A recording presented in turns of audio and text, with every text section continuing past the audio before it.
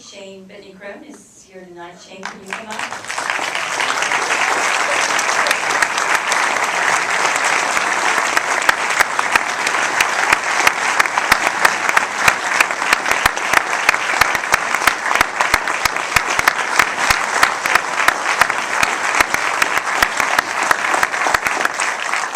Shane is the real hero of this film. I want to thank you for sitting so respectfully through the credits. You did not get up and leave, and I so appreciate that because 6,500 people made it possible. It really is the people's film.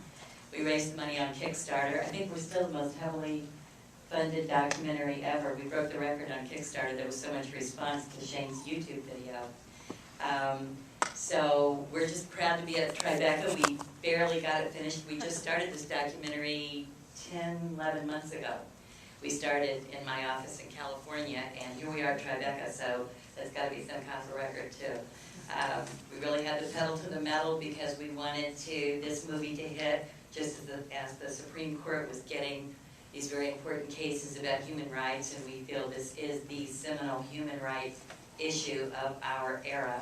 So we're very proud to play whatever small role we're going to be allowed to play in that. And I know a ruling is going to come down in June. Maybe we get the justices to see this, who knows. But anyway, we'll take your questions if you have any.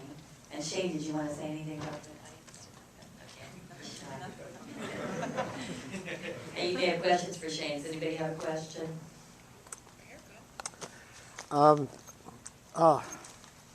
Thank you for sharing Tom with us, number one. Linda, how did you get involved in this project? But I want to tell you, Shane, we had a slogan in the very beginning of the gay liberation movement that said, "An army of lovers will not lose." And that's up on the screen. So, Linda, how did you get involved?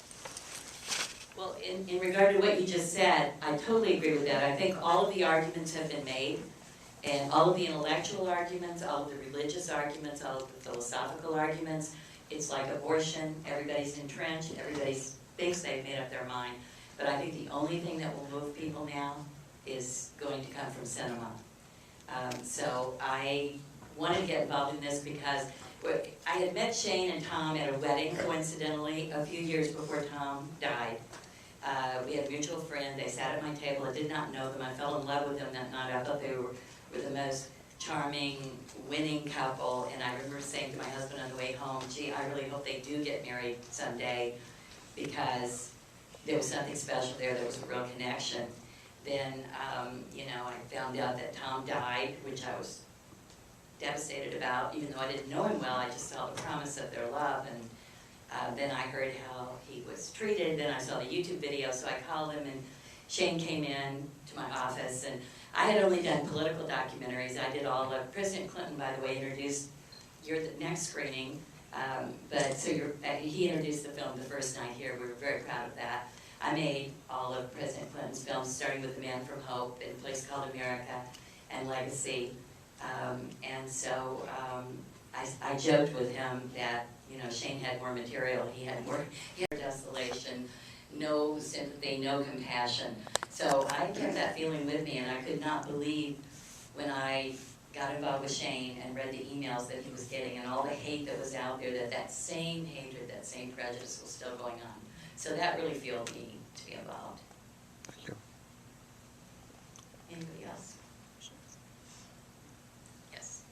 Did the Bridegroom family have any comment or make any attempt to contact you while you were making the movie or try to somehow defend themselves? First of all, I do want to say thank you all for coming. Yes. It's an honor to have you here. It's a little still, unreal to be here and to be seeing this.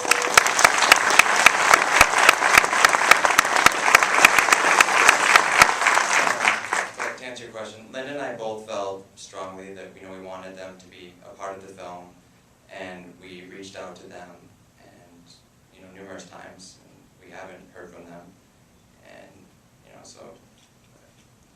I think that they know about the documentary given that, but I don't know if they know about Tribeca, or I don't know. I think they probably. I'll say this, Shane, you saw, I didn't editorialize Shane. The way Shane is depicted in the film is exactly the way he treated them. with love and respect, and the most understanding that he could muster, in his circumstances. Norman, the father, has never met Shane. We believe in redemption. We wanted this documentary to have a different ending. We called, we went through relatives, we left messages. Our message was, we're coming to Indiana, Shane will be at the cemetery. If Norman or Martha would like to come out there and just open a dialogue, just Norman extending his hand and saying, hi, I'm Norman, let's start talking. You were in love with my son, let's talk. That was our hope. It's a bad story, but we didn't make it a bad story. We can't bring Tom back, but what we told them was our film could have a different ending. We thought that would be so powerful if they would change their hearts, and maybe Martha in particular could change her heart and be an example, of a mother who made a mistake, and a cautionary tale, don't let this happen again. Don't let another kid jump off a bridge or hang themselves in a closet, or don't let what happened to Shane and Tom happen, in your home. But that didn't happen. Anybody else? This is a question for Shane. So obviously, what you've been through is quite the obstacle of your life. My question is, what keeps you going? That's a good question.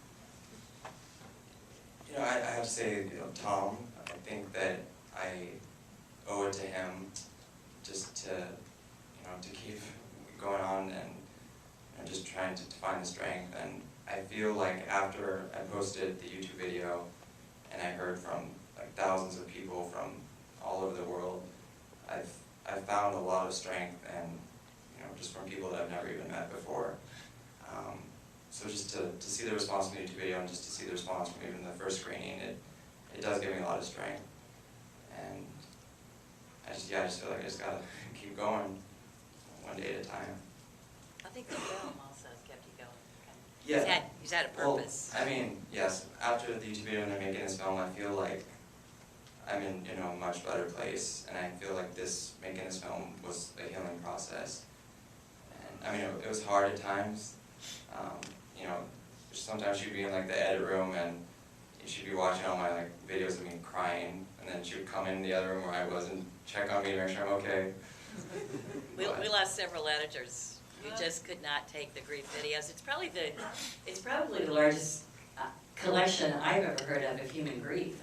Compilation. Shane filmed himself because that was his way to stay close to Tom. Not because he was a big narcissist, but that was just, he felt close to Tom when he was talking into that computer. And to sit through that was, it was painful.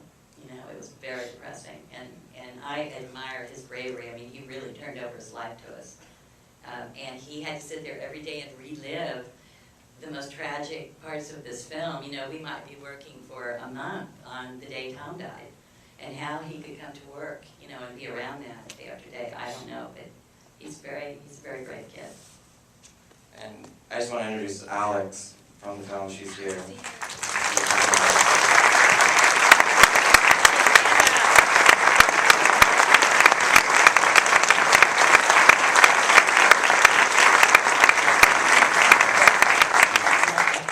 I just love Alex. I think she's a big movie star. She was with Tom, and the same for Alex. She was with Tom and fell off the roof.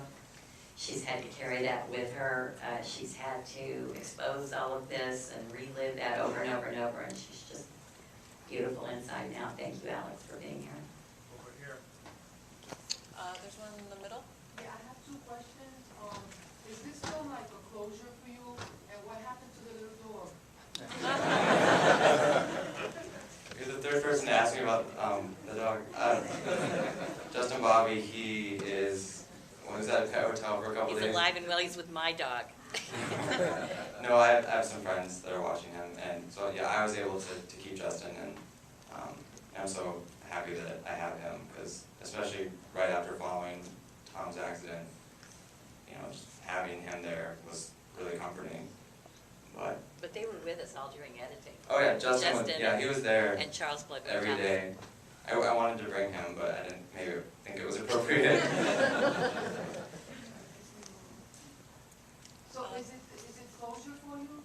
Is it a little bit of closure? Yeah, I don't know if I'd say it's like closure. I just feel like, like I was saying, it's just kind of like one day at a time, and just everything that's happened, like with the YouTube video and this film, I feel like there's a lot of positive things that have come from this. And so with that being said, I just, I feel like I'm in a much better place. And so I don't know if it's closure. It's a new beginning, sort of. Yeah. It's And a it's a bit new of a chapter. tribute to him too, right? Yeah, I saw it as like a testament to him and, his life. And it feels really good for me just, that everyone gets to see the guy that I fell in love with. And I feel like after people see this film, they fall in love with him too, and that makes me feel really good. The man in the cap? Hey, so I wanted to just say that your story was really powerful, and I wanted to thank you because I feel like the film inspired me now to, I grew up in a really conservative Italian and Jewish family, so it's really inspired me now to like go and tell my extended family that I am gay, and that, it's okay, and that they need to learn and to accept it. No, that's amazing. That's And, what we want.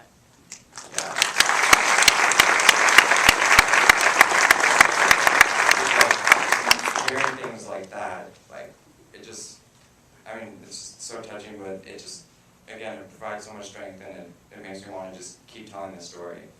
And if just one person, like what you just told me, then this was worth it. So, it's amazing. And, yeah, so the idea of like that with the film, Yeah, that's what we, tell them about,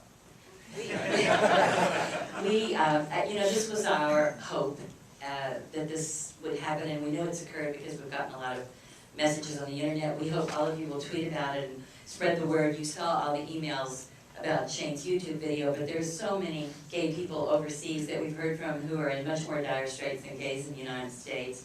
And the reason I most wanted to do this film, frankly, is because as much as I, love Liberace and Harvey Milk, and I still felt the gay community did not have their love story, did not have their Kate Winslet and Leo DiCaprio. They don't have their Titanic. They don't have their love story with Alan McGraw and Ryan O'Neal for the older generation. And we don't pretend to be those movies.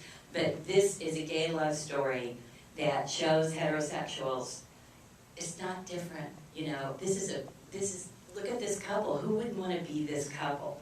And I think there are millions of people who could tip on this love story. I do. I don't think they know what they've been opposing. And I think there are many people who don't know what they've been opposing. They think they're opposing the gay pride parade, and there's nothing wrong with the gay pride parade, but it scares some people. So they need to also see Shane and Tom. And here's a couple of good Christian boys from small town America who work hard, who go to church, who love each other, who don't drink or smoke, who are faithful, and So what better couple to hang our hats on? And what's not to like? And so, I thank you so much for what you said. I hope this is the thing that would make Shane and me the most proud, and I know it's my goal is that everybody who